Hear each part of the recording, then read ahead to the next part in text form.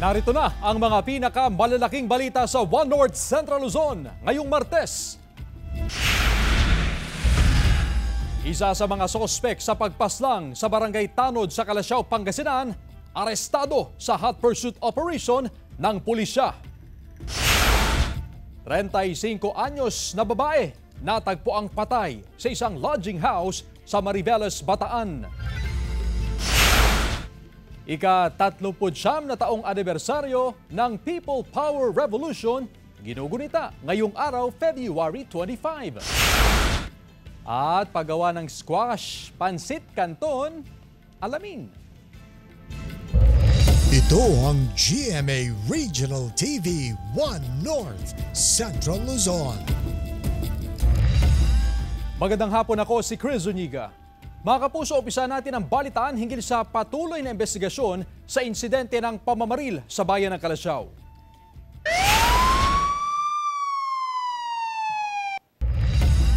Pagiging police asset ng biktima sa kalakalan ng iligal na droga, tinitingnang motibo sa krimen. Naka-alerto CJ Turida. Matapos ang pamamaslang sa tanod na si Michael Meneses ng Barangay San Miguel, Calasiao, Pangasinan kahapon, agad bumuo ng team ang Calasiao Police upang tumutok sa kaso. Ang isa sa dalawang suspect na aresto sa hot pursuit operation. And sa tulong ng mga isang witness natin na nakilala yung isang suspect natin na kung saan nahuli natin sa Dagupan City. Tumanggi muna ang hepe ng pulisya na pangalanan ang nahuling suspect habang patuloy na tinutugis ang isa pa. Itinatanggi rin daw ng nahuling suspect ang pagkakasangkot sa krimen. Ayon sa hepe ng pulisya, posibleng may kinalaman ang krimen sa pagiging police asset ng biktima. Siya ay tumutulong sa atin, tumutulong sa mga kapulisan na sa mga pagsugpo ng mga illegal na droga. Ikinabigla ng mga opisyal ng Barangay San Miguel ang sinapit ni Meneses. Mahigit isang taon na raw na Barangay Tanod ang biktima. Isang mabait na tao, wala naman alam na kalaban niya. Patuloy naman ang pagsigaw ng hustisya ang mga kaanak ng biktima. Kasama si Henry Duminsil, CJ Turida, One North Central Luzon.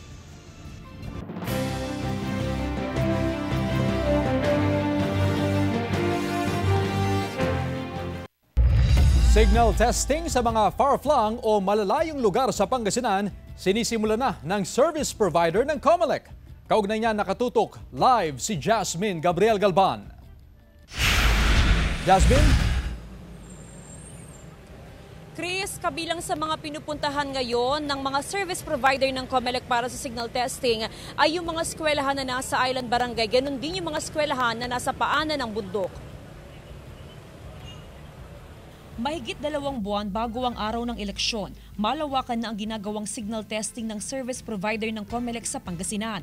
Sa Dagupan City, noong nakaraang linggo pa nakipag-ugnayan ng service provider para sa pagsagawa ng signal testing. Kabilang sa mga pinuntahan ng service provider ay ang mga malalayong lugar, kabilang ang mga island barangay. So dito naman sa Dagupan, basically ang gagamitin natin ay yung USB modem or yung dongle na tinatawag. Wala naman daw nakitang problema sa signal sa mga pinuntahang lugar sa syudad. Maganda naman ho yung connectivity natin dito sa Dagupan. Tuloy-tuloy rin ang signal testing sa iba pang panig ng probinsya. Wala raw nakikitang problema sa transmission ng mga boto simula nang magpatupad ng automated election sa Pangasinan. Pinuntahan na rin ng service provider ang mga sangguniang bayan session hall na magsisilbing venue ng canvassing. Nauna na yung pag-test ng signal on process or siguro majority ng ating mga LGUs ay tapos nang ma-installan. Mahalagang signal testing para malaman kung anong transmission device ang akma o dapat gamitin sa polling precinct at sa canvassing centers. Bahagi ng paghahanda ng Comelec ang signal testing para matiyak ang integridad ng eleksyon 2025. Chris, sa ngayon 95% na ng mga paaralan sa probinsya ng Pangasinan ang tapos nang na-check ng service provider ng Comelec. Ayon sa Comelec, kumpiyansa sila na walang magiging problema sa signal sa mismong araw ng eleksyon. Chris? Maraming salamat, Jasmine Gabriel Galban. Timbog ang isang Korean national na wanted sa paglabag sa anti-carnapping law sa Angeles City sa Pampanga. Nagsanib puwersa sa operasyon noong linggo, February 23, ang Angeles City Police Station 4, Angeles City Police Office at City Intelligence Unit. Ang nahuli ay isang 43 anyos na Korean tourist na naninirahan sa barangay Kawayan, Angeles City. Nahuli siya sa isang bar sa barangay Balibago, Angeles City sa bisa ng warrant of arrest na inilabas ng korte noong 2023.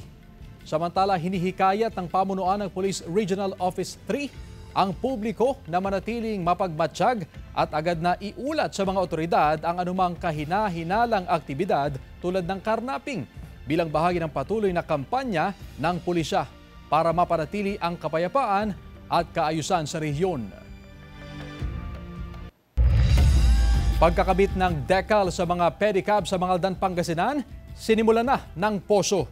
Silipin sa report. Naikabit na ang decal sa pedicab ni Candido kasunod ng kanyang pag-renew ng permit sa Mangaldan, Pangasinan. Malaking bagay raw ito para sa kanya dahil hindi na raw siya mahihiyang magsakay ng pasahero lalo na sa kahabaan ng Rizal Avenue.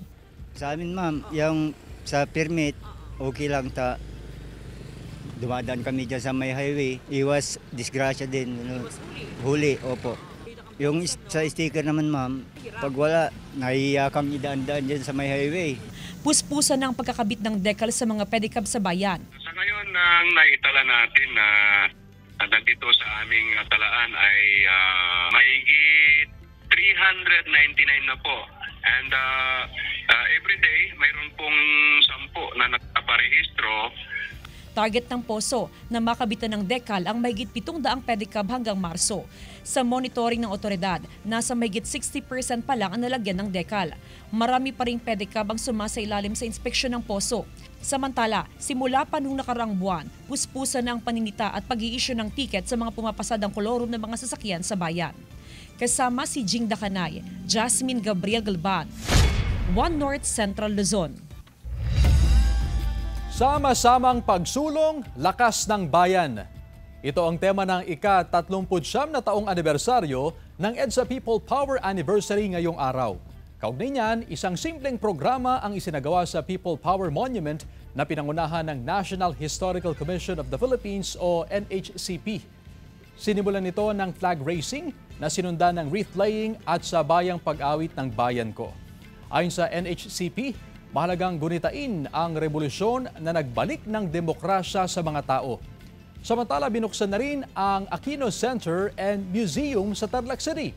Makikita roon ang iba't ibang gamit ni na dating Senador Ninoy Aquino at asawang si dating Pangulong Cory Aquino, pati na ang iba pang mahalagang bagay sa kanilang buhay, tulad ng mga litrato ng kanilang pamilya, libro, dyaryo at iba pa. 2 taong de-renovate ang museo bago muling buksan kahapon. Kasabay ng pagbubukas nito, may book launching din kung saan tampok ang buhay ni dating Pangulong Noynoy Aquino. Itinaon daw ang pagbubukas muli ng museo at ang book launching bago ang anibersaryo ng EDSA People Power. Ito ang GMA Regional TV 1 North Central Luzon.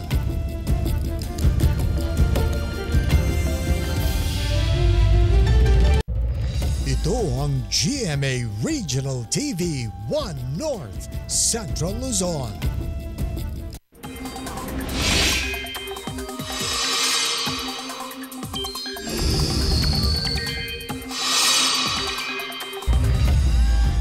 Mga kapuso, amihan pa rin ang pangunahing nakakaapekto sa bansa pero umaabot lang hanggang Luzon.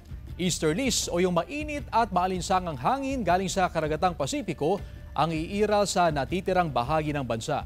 Bukod sa mga pag-ulang dala ng amihan, maaari ring pagmulan ng thunderstorms ang easterlies, kaya maging handa pa rin sa posibleng pag-ulan. Base naman sa rainfall forecast ng Metro Weather, may tsansa ng kalat-kalat na ulan sa Apayao, Cagayan, Isabela, Ifugao, Aurora at Bulacan. Malalakas ang ulan sa ilang lugar, kaya maging handa pa rin sakaling may mga pagbaha o landslide. Posible rin ang ulan sa iba pang bahagi ng bansa. Sunog! Sumiklab sa isang bahay sa Dinalupihan, Bataan. Tutukan sa report.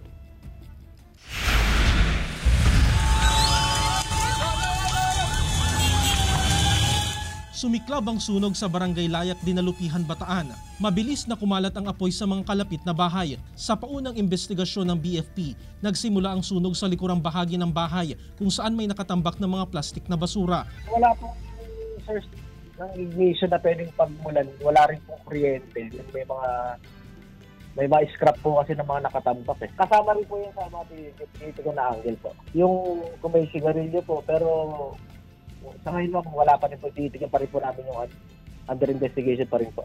Tumulong din ang mga miyembro ng Dinalupihan Police, MDRRMO at Hermosa Fire Station sa pag-apula ng sunog. Umabot sa ikalawang alarma ang sunog na tumagal ng 1 oras. 3 bahay ang apektado sa sunog. Tinatayang nasa mahigit 180,000 pesos ang halaga ng danyo sa sunog. Pansamantalang pinatuloy sa covered court ng barangay ang mga apektadong residente.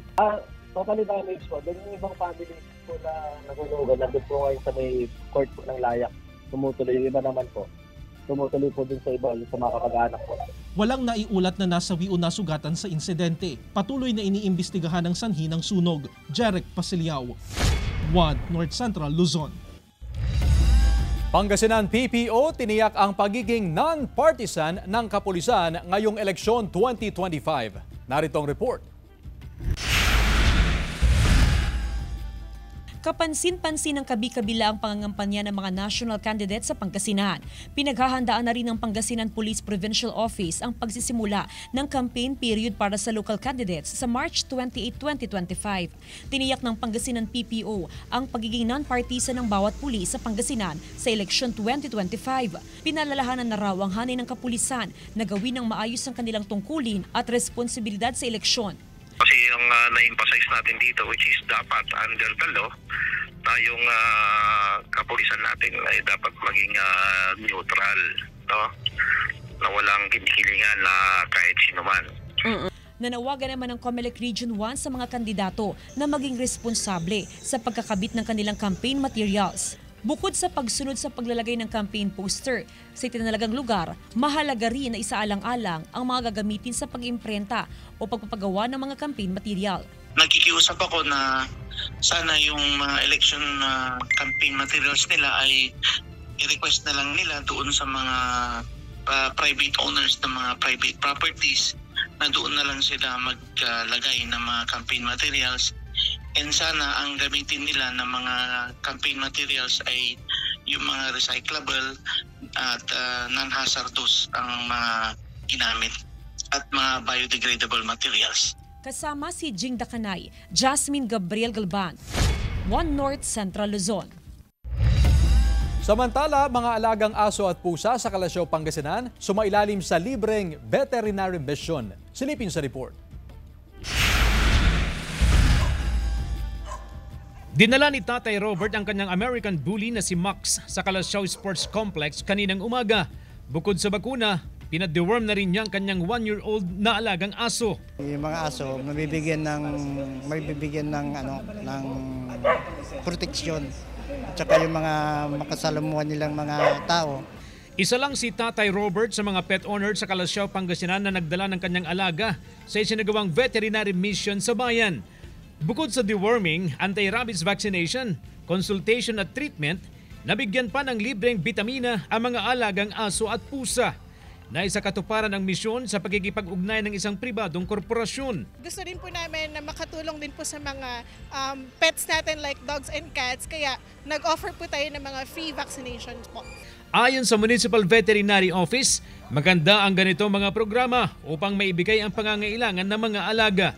Muling ipinaalala ng otoridad ang kahalagahan ng pagiging responsible pet owner.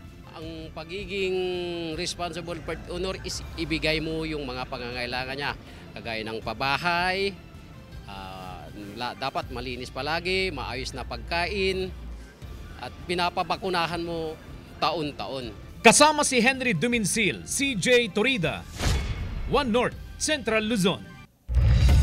35 anyos na babae natagpo ang patay sa isang lodging house sa Mariveles, Bataan. Tutukan sa report. Isang babae ang natagpo ang patay sa loob ng kwarto ng isang lodging house sa Mariveles, Bataan matapos mag-check-in kasama ang isang hindi pa nakikilalang lalaki. Sa paunang investigasyon ng Mariveles Police, nag-check-in sa lodging house ang 35 anyos na babae bandang alas 2 ng madaling araw kasama ang lalaki. Pero pagsapit ng alas 10 ng kinaumagahan, nakita na lang ng room attendant na duguan at wala ng buhay ang babae. Ayon sa ilang empleyado ng lodging house, nakarinig sila ng pagtatalo mula sa loob ng kwarto habang naroroon ang dalawa. Binuksan po nila yung kwarto, pinakita po namin yung bangkay nga sa loob ng kwarto. Bukbok yung mukha niya, tapos may nakatakip na una sa mukha. So, ongoing kasi yung crime lab, doctor, dun sa kanyang report, hinihintay pa namin. Hustisya ang sigaw ng kaanak ng biktima. Sa lalaking gumawa nito sa mama ko, huwag ka nang magtago. Huwag mo na kaming pahirapan, sumuko ka na. Di ka man lang naawa sa aming mga magkakapatid. Lalaki kaming walang nanay. Patuloy ang investigasyon ng otoridad upang matukoy ang pagkakakilanlan ng salarin at kung ano ang motibo sa krimen. Jeric Pasilyao, 1 North Central, Luzon.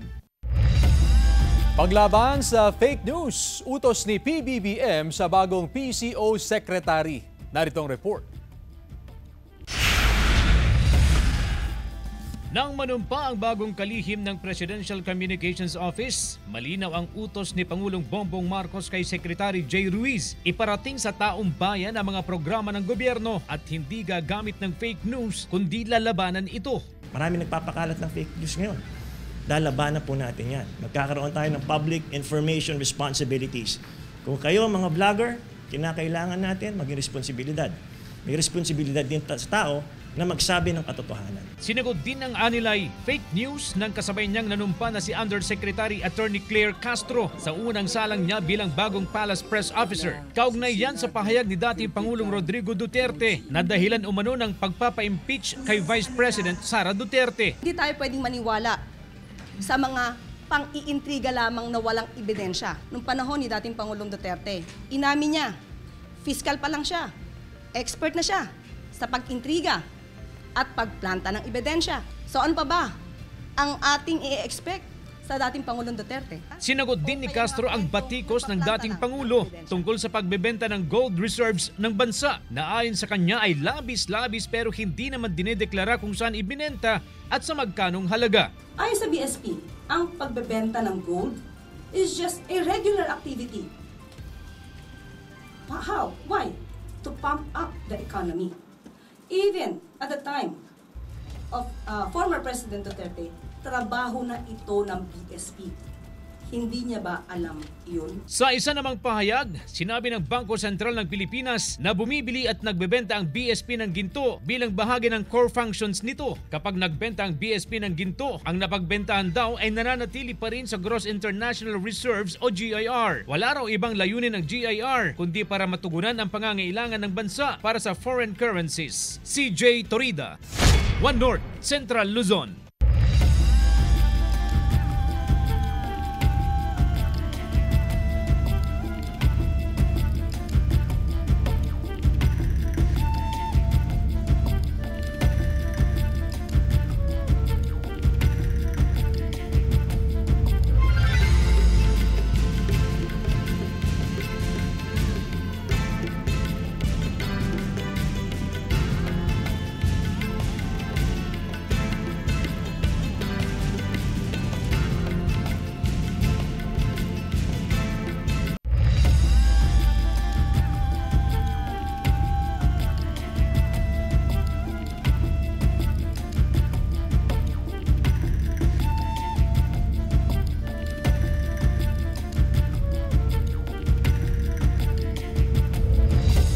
Ang GMA Regional TV 1 North Central Luzon.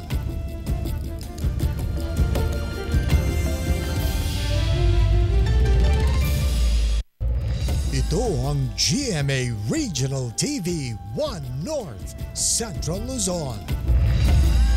Panibagong traffic rerouting ipinatupad sa mga jeep na biyaheng Mangaldan San Fabian dahil sa ginagawang kalsada sa Dagupan City.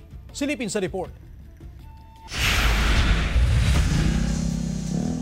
Halos isang linggo na rin na ipagpatuloy ang konstruksyon ng drainage canal sa bahagi ng A.B. Fernandez East sa Dagupan City. Dahil sa proyekto, isinara ang bahagi ng PNR Road na dinadaanan ng mga jeep palabas ng lungsod. Kaya nagpatupad ng traffic rerouting ang Public Order and Safety Office. Mula sa Perez Boulevard, kakanan sa PNR Road ang mga jeep na biyaheng Mangaldan, San Fabian, San Jacinto, Mapandan at Manawag at lalabas sa Santa Maria Road. Yung daan po nila dati na manggagaling sila sa loob ng PNR is dinivert po natin sila papasok dun sa may maliit na sa may Santa Maria at lalabas sila dun sa may dating release ng treat. Problema raw ang masikip na daan palabas ng Santa Maria Road. Wala rin daw silang may sakay na pasahero sa lugar kaya apektado ang kita ng mga tsoper. Hiling ng ilang tsoper, padaanin sila sa ruta ng mga modernized jeep, partikular sa MH Del Pilar, palabas ng A.B. Fernandez East. Kung hindi pwede tuwing weekdays, kahit sana payagan sila tuwing weekend. Pahirapan ang biyahe, madam. Ay dahil?